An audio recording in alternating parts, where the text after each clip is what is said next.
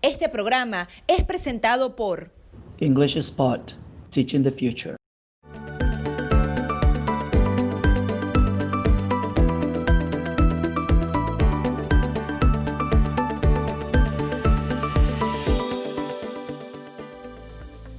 Hola amigos, bienvenidos a Negocios y Marcas, el programa de los empresarios y los emprendedores que se decidieron por el camino del éxito.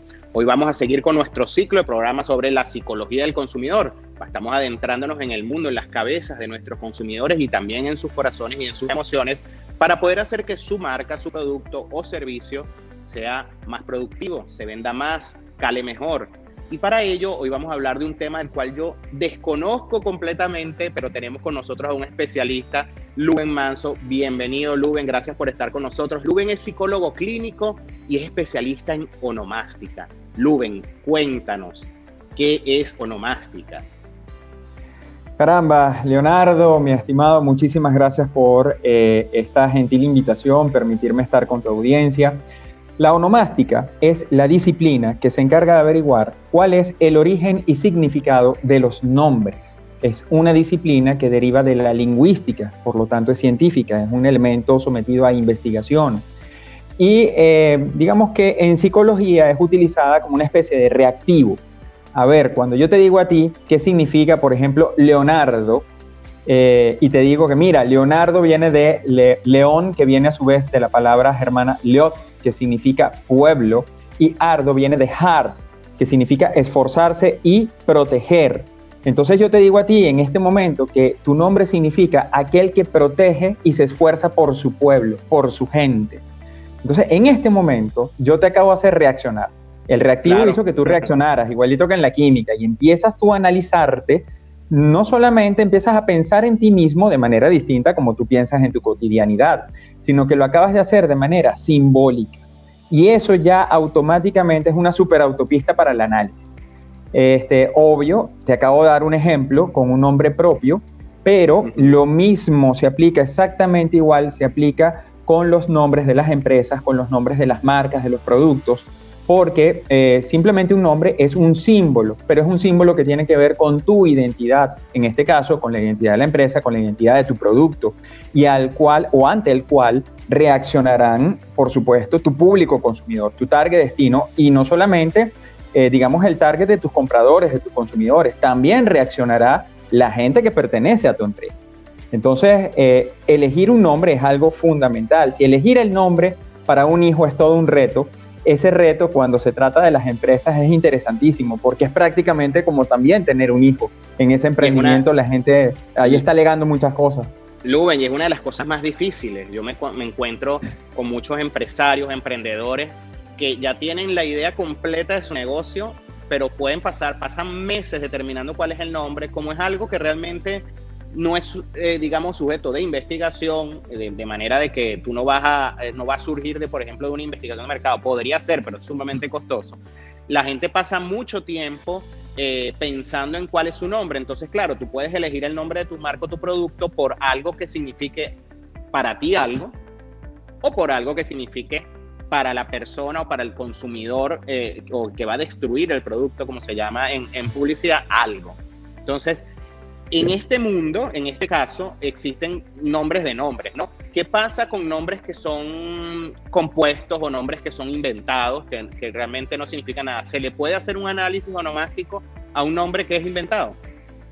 Sí, por supuesto. A ver, porque en el caso de los nombres compuestos, que fue la primera cita que tú acabas de darnos, se analizan las raíces que se conozcan de la composición de ese nombre. Por ejemplo, un nombre muy común, María Elena, para seguir hablando de los nombres propios. María Elena es producto de una combinación, de una composición de María y Elena. Lo que pasa es que es tan antigua que ya se toma en cuenta como un nombre. Pero ahí, ¿qué haces? Bueno, combinas el significado de María, que viene del arameo Mara y significa textualmente dueña y señora. Entonces esa persona por ese lado hereda la connotación de la territorialidad, del arraigo, proteccionismo, los polos de la figura materna. Por un lado, quien da el amor, quien da la vida, quien da la ternura, pero por otro lado, quien impone la disciplina, el deber ser. Es un nombre sobre todo de territorialidad.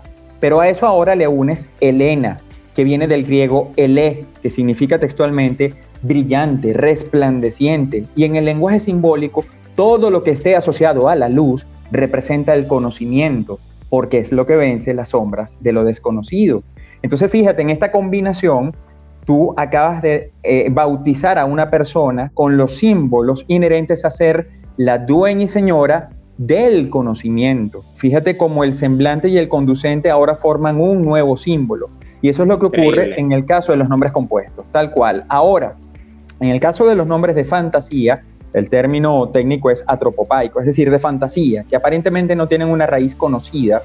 Ahí uno apela al análisis fonético, es decir, al análisis de los fonemas que están contenidos en las sílabas que componen ese nombre que tú acabas de crear. Y tratas de apelar al más antiguo en la cultura a la cual estás haciendo referencia o en la cual te vas a desenvolver. Recuerda que los nombres originales, estos nombres que decimos tradicionales, a los que estamos acostumbrados, en algún momento fueron producto de una invención. O si hacían un atributo, porque antiguamente la mayoría de los nombres tenían una función lingüística directa, es decir, se colocaban con una intención muy específica de que tú poseyeses algún atributo, alguna característica como norte, como tótem, como destino. Pero a su vez ellos están compuestos de palabras y las palabras en algún momento tuvieron una raíz. Entonces la inventiva, lo que hoy en día para nosotros es una inventiva de fantasía, cuidado porque en el tiempo pasa a ser una nueva realidad en el futuro. Y en ese caso se hace el análisis, como te dije, fonético para ver qué nos arroja esa composición. Por supuesto, esto es más fortuito, es menos exacto que en el caso de los nombres tradicionales. Lube, me sorprende muchísimo que eres una computadora de análisis de nombres, ¿no? Porque me mencionaste el bio y la verdad, y les digo, esto no está, de ninguna manera lo preparamos, ¿no? ¿Cuánto tiempo tienes haciendo esto? Debes tener un rato largo investigando todos estos nombres, ¿no? Sí, la verdad es que yo llego a la onomástica a través de la psicología. Yo soy psicólogo, clínico e industrial, además. Tengo las dos menciones. Y desde un principio, cuando caen a mis manos, digamos, las corrientes psicoanalíticas, Sigmund Freud, para empezar, el padre del psicoanálisis, enseguida luego a uno le cae en las manos uno de sus discípulos, llamado Carl Jung. Y Jung, que se le conoce como el padre del inconsciente colectivo, él dice precisamente que nosotros compartimos un inconsciente más allá de nuestro inconsciente individual, y ese inconsciente compartido es heredado a través de nuestra educación, de nuestra cultura y de nuestra historia, y es compartida por todos los seres humanos, tanto que Jung estudia algo o él sugiere el estudio de algo conocido como arquetipos, que son los símbolos más antiguos a los que se pueda tener referencia y que vienen siendo un valor conjunto para toda la humanidad. Nosotros, tanto los que estamos aquí como los que están en Grecia, como los que están en Japón, compartimos esos símbolos primigenios. Entonces, esa forma de ver la realidad a mí me encantó. Y bueno, ya llevo cultivándola aproximadamente unos 25, 26 años, ya creo que perdí la cuenta. Esos arquetipos incluso se utilizan dentro de la publicidad muchísimo, ¿no? La definición, en el programa anterior, en este ciclo que estamos haciendo, estamos hablando del análisis psicográfico de los consumidores, y dentro precisamente de esas psicografías hay arquetipos, ¿no? Hay arquetipos de personas, y bueno, evidentemente hay muchos arquetipos antiguos, inclusive relacionados con seres de la mitología, ¿no? Que se utilizan muchísimo incluso para vender en el tema de marcas. ¿Cómo aplicamos la onomástica en marcas, en la definición de una marca, por ejemplo? Es esencial, es importantísimo. Esto que tú decías incluso al principio, de que, oye, los emprendedores, los empresarios, que a veces, digamos, en un principio no cuentan con mucho músculo para poder pagar una investigación grosa. Bueno, vale, hay que seguir un pequeño principio. Imita a los grandes en la medida de tus posibilidades. Siempre es bueno partir de algún estudio que se haya hecho, no importa, que sea para otra marca, para otro rubro, etcétera, pero que por lo menos haya sido utilizado en tu población. Algún estudio de mercado, varios estudios de mercado. Empieza por hacer investigación documental. ¿Por qué parto de acá? Porque ir a ciegas siempre va a ser darle más terreno a la elucubración. Mientras que si tú vas controlando variables, y la mejor manera de controlar variables cuando, digamos, de aceptación del público se trata, es preguntando. Tú tienes que preguntar, eso es lo fundamental, y tienes que medir. Entonces, si ya puedes apelar a algunos estudios que se hayan hecho o algunas aproximaciones, eso es importante. Tener claro el ABC de cualquier plan de mercadeo pasa por un principio, por conocer tu target destino. La mayoría de las personas que planifican una empresa a veces lo hacen desde lo que yo sé hacer y pretendo dar a la gente, pero resulta que en ese camino, ok, yo sé hacer esto, yo sé hacer este producto o servicio, pero enseguida tengo que pensarlo del final hacia acá, es decir, desde el consumidor hacia acá. Entonces, averiguar qué le está gustando, qué está sintiendo el consumidor, es muy importante para poder pasar a la tarea del naming, esto de colocar el nombre, con más elementos o atributos sólidos en tu mano. Y ahí pasas a la fase creativa. Entonces, en esa fase creativa, en ese brainstorming en la que entramos con los dueños de las empresas, vemos un poco qué es lo que el público tiene que sentir. Fíjate por dónde empieza todo. ¿Qué es lo que mi comprador, mi consumidor final tiene que sentir con esto que yo le voy a ofrecer? ¿Cuál es la solución que yo le estoy dando? Y alrededor de esos sentimientos pasan los primeros símbolos que uno toma en cuenta a la hora del naming. Lo segundo es, en el caso de ciertas empresas, tú no solo evalúas lo que siente el consumidor final, sino también tienes que tomar en cuenta lo que siente, y revuelvo a subrayar, siente, ni siquiera piensa, sino lo que siente tu comprador primario, en el caso de que tengas en tu cadena de comercialización esos pasos previos, ¿no? Y finalmente vas dando una creatividad de todos los símbolos que están contenidos alrededor de esos sentimientos, de esas ideas con las que se relaciona ese producto, bien o servicio que tú pretendes llevar al mercado. Luego tomas en cuenta las características físicas o los componentes de ese producto o servicio. Y luego también tomas en cuenta lo que es tu firma, tu valor diferencial, cómo se siente ese valor diferencial. Todo eso que te acabo de decir y muchas otras variables que uno toma en cuenta son símbolos. Finalmente son símbolos. Y tienes que colocar en una tabla y ponderar todos esos símbolos para ver qué va resultando de allí. Y en consecuencia también, ahí sí viene la parte en donde tú también, como que si fuera un hijo, tú pones tu propio legado personal. Oye, pero yo quisiera tal nombre, yo quisiera esto, yo quisiera lo otro porque me suena bien. Perfecto, eso se toma en cuenta, pero no debe ser lo único que se toma en cuenta. Y ahí está uno de los grandes errores. Normalmente a la hora de colocar un nombre, el dueño de la empresa toma en cuenta lo que él siente, lo que él desea proyectar, olvidando todas estas variables que te acabo de mencionar muy someramente. Y esa suele ser la primera fuente de error, ¿de acuerdo? Después ¿Tienes algún ejemplo? No, continúa, disculpa. Bueno, que después de eso, cuando ya tú tienes varios nombres, siempre es importante que sí tengas la costumbre de someterlos a tu mercado, de hacer pequeños muestreos. Si de repente el músculo no te da en un principio para pagar una investigación de mercado grosa, haz una buena investigación, sobre todo con muestras de tu target destino, con muestras de tus compradores, de tus consumidores y por supuesto de la gente que también te está acompañando en ese emprendimiento. Nunca te quedes solo con tu opinión, porque si no, pues lamentablemente puedes estar sesgado y de eso Claro. hay que cuidarse bastante, porque eso cuesta tiempo y dinero. Y en el caso de la onomástica, teniendo ya todo esto, ¿cómo entrarían ustedes? O sea, si yo te contratara hoy para que me ayudaras con el nombre de mi empresa, o por lo menos a darme un análisis de lo que es el nombre de mi empresa, ¿cómo lo haces? ¿Qué tendrías que hacer? ¿Qué te tendría yo que aportar? Como un buen médico evalúa a su paciente, pues en este caso yo te voy a evaluar primero. Voy a ver de todo esto que yo acabo de mencionar, qué tienes hecho, qué no tienes hecho, en cuánto has avanzado, etcétera, para ver cuáles son las variables básicas con las que estamos comenzando. Segundo, evaluamos tu deseo. ¿Qué nombres, qué alternativas ya tienes en la palestra y veo qué significan?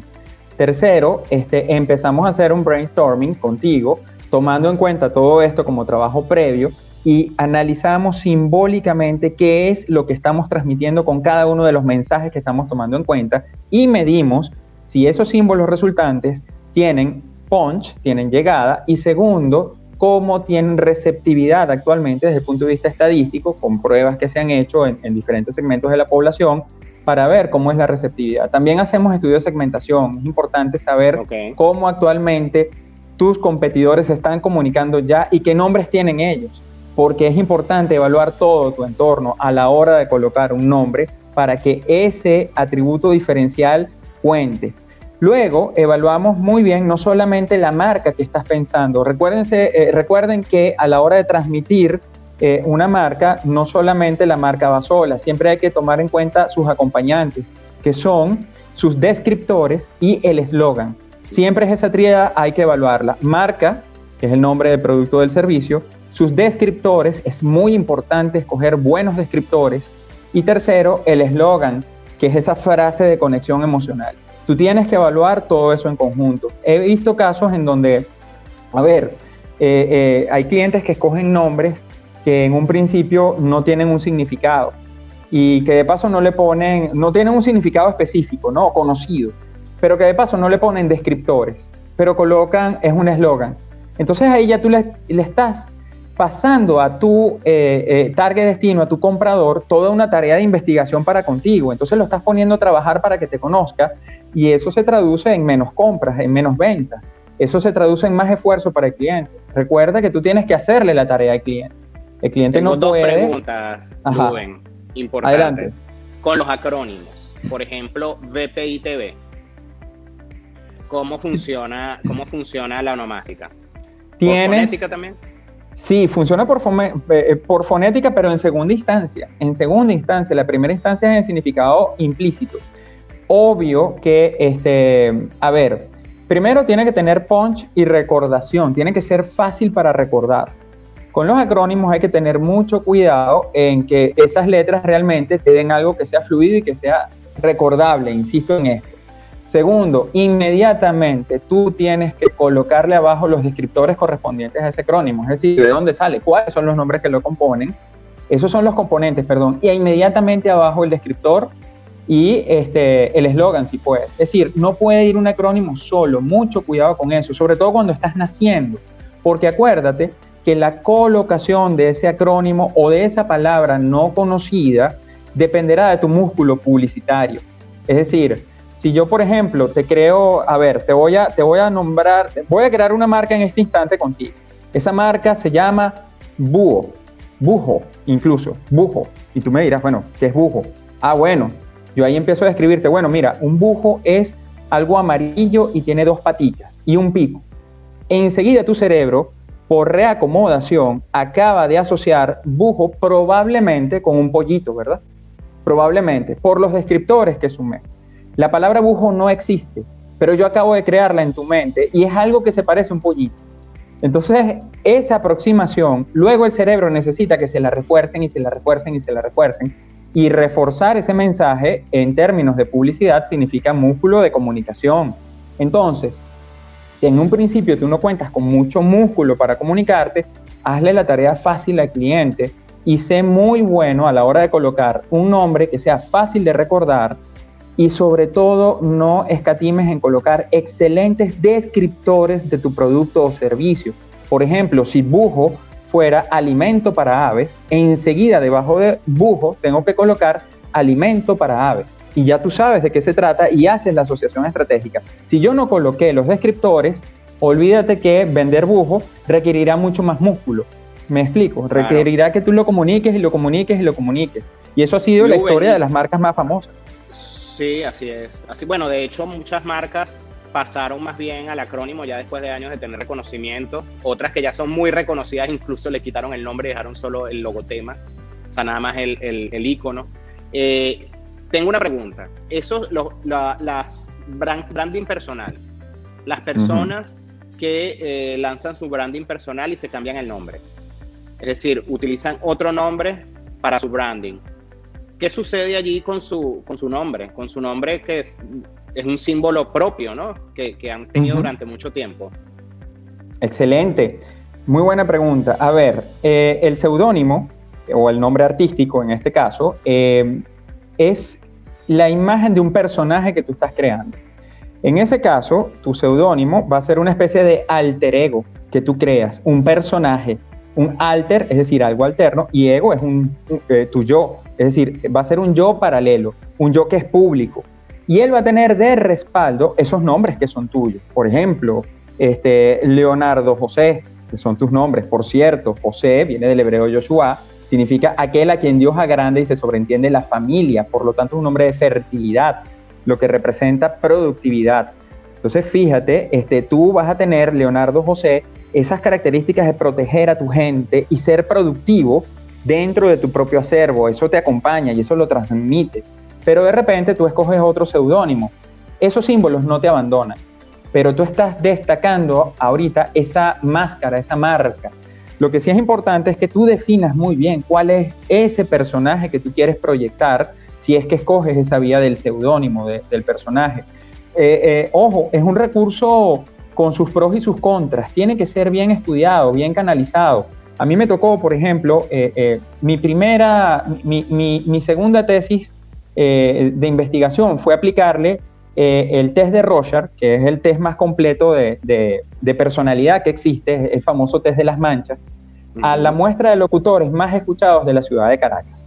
Y ahí conseguimos que los más escuchados, eso lo medimos por el rating, sí tenían un rasgo diferencial de los que no eran tan escuchados. Y es que todos ellos, independientemente de su target socioeconómico o destino, todos tenían un factor común, que es que lograban desarrollar un alter ego, un personaje que fuera de mucho impacto y que lograra superar las barreras que normalmente siente la gente en su cotidianidad. Y eso era lo que enganchaba, lo que hacía que se identificara su público con ellos. Más que identificarse con lo que ellos eran como persona completa, se identificaban con ese personaje que ellos creaban. A pesar de que usaban sus nombres, pero ellos creaban un personaje dentro de la radio. Así como tú, por ejemplo, creas un personaje ahorita para estar en pantalla. Aquí nos estás mostrando una parte de ti, no toda tu personalidad. Lo mismo pasa con el alter ego, pero hay que saberlo construir y delimitar muy bien. Es decir, que una persona podría seleccionar un nombre que realmente simbólicamente no tenga nada que ver con la personalidad que quiere proyectar, y eso podría ser, de alguna manera, causar un impacto adverso. Sí, tienes razón, puede pasar ese error. De hecho, pasa con alguna frecuencia. Lo he visto, gente que escoge un nombre que, bueno, de repente fue que le resultó gracioso, fue por fantasía, y escogen unos nombres cuyo significado, pues bueno, puede llegar a ser hasta contraproducente. He visto casos hasta que escogen nombres vitando. A ver, es que hasta la historia nos dice mucho de esto, ¿no? De los nombres prohibidos. Por ejemplo, en la antigüedad hubo un rey que se hizo llamar el héroe de Dios, y su nombre era Herodes, y terminó siendo odiadísimo. Y su nombre pasó, ese nombre Herodes, héroe de Dios, pasó a ser un nombre totalmente prohibido y vitando, porque lo que él hizo resultó totalmente negativo. Bueno, resulta que años después yo vi una persona que estaba en un plan vacacional y se hacía llamar a sí mismo Herodes. Yo, ya va, estará consciente de lo que está haciendo. No estaba consciente para nada del nombre que había escogido para un plan vacacional. Era director de un plan vacacional. Yo decía, he visto casos. Yo enseguida le recomendé que tenía que cambiar de nombre. Ese nombre era artístico para colmo. Bueno, no sé, le gustó, será que lo vio, le resultó simpático. Pero la simpatía pues le costó caro, ¿no? Me imagino. Yo no metería a un niño, no sé, disminuiría mi nivel de confianza alrededor de ese proveedor, de ese servicio en particular. Te hago otra pregunta. Por ejemplo, en Venezuela es muy común, ¿no? Que por ejemplo, aquí que tengo el productor al lado, se llama Jesús, ¿no? En Estados Unidos no es un nombre tan común. En Estados Unidos no se acostumbra a ponerle Jesús a los niños precisamente por el respeto a Jesús de Nazaret. ¿Cuál es el significado de la palabra Jesús? Sí, eso de que en los países nórdicos acostumbran a no colocar el nombre de Jesús por respeto religioso, tiene mucho que ver con la forma en que también ellos asumieron su sentido religioso. Los países latinoamericanos, los países de habla hispana, tuvimos una especie de, digamos, aceptación de lo religioso de una manera mucho más patriarcal, si se quiere, más matriarcal, más íntima, y por eso se dio la vuelta en ese sentido, y el nombre de Jesús aquí es sumamente utilizado. Jesús viene del hebreo, Yeshua, significa textualmente el ungido, inicialmente, ungido en aceite, porque era el seleccionado, pero no es cualquier seleccionado, es el ungido para salvar, significa salvador. Imagínate cuando tú heredas la connotación de ser salvador, es decir, de ayudar a los demás. Eso es muy positivo, pero acuérdate, como te dije en un principio, no existe símbolo neutro. Todo tiene cargas positivas y cargas negativas. ¿Qué puede ser lo negativo de ser salvador? Bueno, cuidado con algo que en psicología se conoce como el síndrome de Jesucristo, que es esa tendencia a ayudar a los demás, pero en detrimento propio. Tienes que recordar que si deseas ayudar, tienes que dar ayuda de calidad, y para poder brindar ayuda de calidad, la primera persona que debes ayudar es a ti mismo. Eso es lo importante, Jesús, con tu nombre. Jesús se ríe, acá está escuchando. Se nos acabó el tiempo. Quisiera seguir hablando y que me sigas contando de nombres y de nombres y de nombres y de nombres. ¿Qué recomendación le das a nuestra audiencia cuando vayan a escoger el nombre de su producto, de su servicio, e incluso el nombre de sus hijos, hasta de sus mascotas? ¿Qué recomendación le das? Lo primero, que conecten. ¿Qué quieren heredar? ¿Qué símbolos quieren heredar allí en eso a lo que le van a colocar el nombre? ¿Cómo se siente? ¿Cómo conecta? ¿Qué norte? ¿Qué tótem tú quieres legar a ese, en el caso de las empresas, a ese producto, bien, servicio, esa marca, y en el caso de lo familiar, a ese ser querido? Eso es muy importante. Piensa simbólicamente. Luego, revisa qué alternativas te ofrece la cultura, los idiomas, que son increíblemente vastos, alrededor de ese nombre, para ver con cuál enganchas más. Y aparte, en el tema de, bueno, también hasta en los familiares, porque te iba a decir que en el tema de las empresas, consulta siempre, pregunta siempre, evalúalo con tu target destino, con tu comprador, con tu gente. Pero también en el caso de los familiares, ¿por qué no poner a participar a los familiares alrededor de eso, dándoles alternativas? Eso sí, la palabra final siempre la deben tener papá y mamá. Eso es muy importante. Luen, ¿dónde pueden encontrarte nuestra audiencia para conocer más del trabajo que haces y de Onomástica? Estoy a la orden, con mucho gusto, en @luben.manso. Luben con B alta o B labial y manso con Z. @luben.manso. Muchas gracias, Luben, por estar con nosotros. Y bueno, esto fue todo por el programa de hoy. Muchas gracias por acompañarnos. Ya sabe, cuando vaya a seleccionar el nombre de su empresa, de su negocio o el nombre de sus hijos, siempre piense que detrás de eso hay un símbolo que tiene un significado y que puede cambiar las cosas. Gracias por estar con nosotros. Nos vemos en el próximo programa de Negocios de Marcas aquí por BPI TV, en vivo siempre.